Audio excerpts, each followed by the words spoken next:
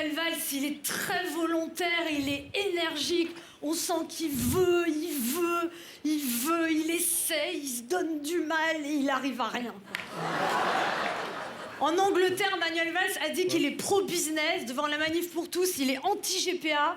Devant les socialistes, il est de gauche. À Bruxelles, il est libéral. En fait, Manuel Valls, c'est comme la couleur blanche, ça s'est sorti avec tout. Il y a des girouettes qui ont voulu suivre Manuel Valls, elles se sont fait une luxation. Manuel Valls a dit la question de l'indemnisation de l'assurance chômage doit être posée. Ça a fait un scandale, mais il fait ça tout le temps. Il dit un truc énorme, tout le monde gueule, puis après il fait non, je déconnais.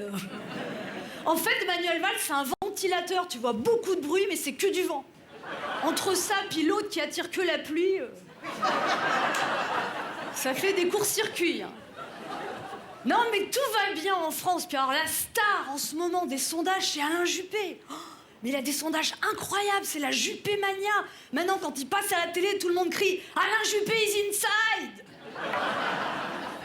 Bernadette Chirac, elle a dit « Alain Juppé est froid ». Bernadette Chirac. Attends, c'est le congélateur qui dit au pôle Nord « Oh, il fait un peu frais !» Sinon, Jacques Chirac soutient Juppé, mais en cas de deuxième tour Pompidou-Sarkozy, Jacques Chirac vote Pompidou. Ah non, mais Jacques Chirac l'a toujours dit, Juppé est le meilleur d'entre nous. Enfin, quand il a dit ça dans la pièce, il n'y avait que lui et Tibéri, quoi. Ah non, mais tout va bien en France. Vous avez vu qu'on a 2 prix Nobel, littérature et économie. Bon, littérature, ça m'étonne pas, parce que les Français sont doués pour se raconter des histoires, mais alors, prix Nobel d'économie, là... Prix Nobel d'économie, mais... On a Emmanuel Macron comme ministre de l'économie et lui, c'est le prix Nobel de la plaie. Une maconnerie par semaine. Il veut réformer l'assurance chômage parce qu'il n'a pas de tabou. Pas de tabou. On parle pas d'une soirée libertine, on parle des chômeurs. Et puis il y a Ségolène qui a fait un grand retour. Dans la même semaine, elle a supprimé l'écotaxe. Elle veut faire payer les autoroutes, mais elle a proposé que les autoroutes soient gratuites le week-end. Bien sûr. Puis pourquoi pas les restaurants, les cinémas, les magasins, gratuits le week-end. En fait, ce gouvernement, c'est des illuminés, hein. C'est un vrai festival. Il devrait faire un spectacle con et lumière. Hein. Alors, tout va bien parce que Nicolas Sarkozy est revenu. Mais quelle surprise! Même Elisabeth Tessier l'avait prédit. Moi, je dis qu'il a trop attendu, Sarkozy. Attends, aujourd'hui, à côté de Valls et Macron, mais Sarkozy passe pour un gauchiste. Il y a plein de nouvelles affaires contre lui qui vont sortir. Il paraît que ce serait Nicolas Sarkozy qui aurait volé le chéquier de Thomas Thévenoud pour l'empêcher de payer ses impôts.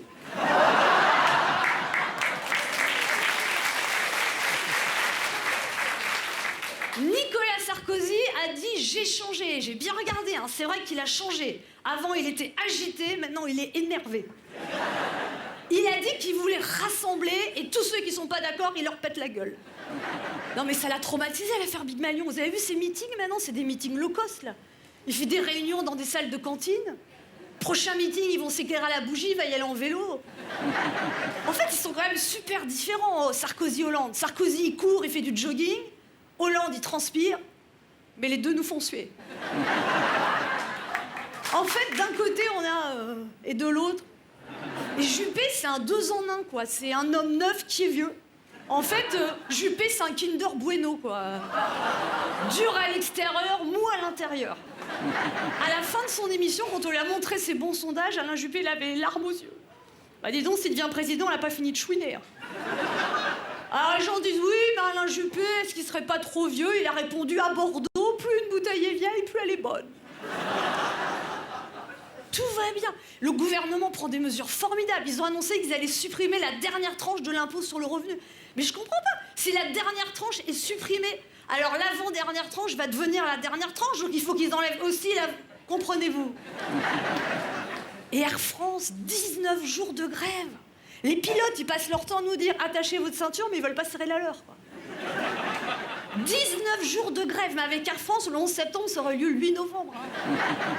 Sinon, le gouvernement va lancer un plan contre la malbouffe en encourageant la consommation de produits locaux dans les cantines scolaires. Ça va être sympa, la récré à Cognac.